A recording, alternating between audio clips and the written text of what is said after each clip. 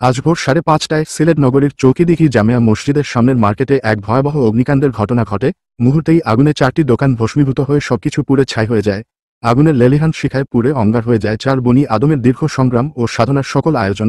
এতে দোকান 4টির ব্যাপক ক্ষয়ক্ষতি সাধিত হয়। অগ্নিকাণ্ডের কারণ এখনও জানা যায়নি।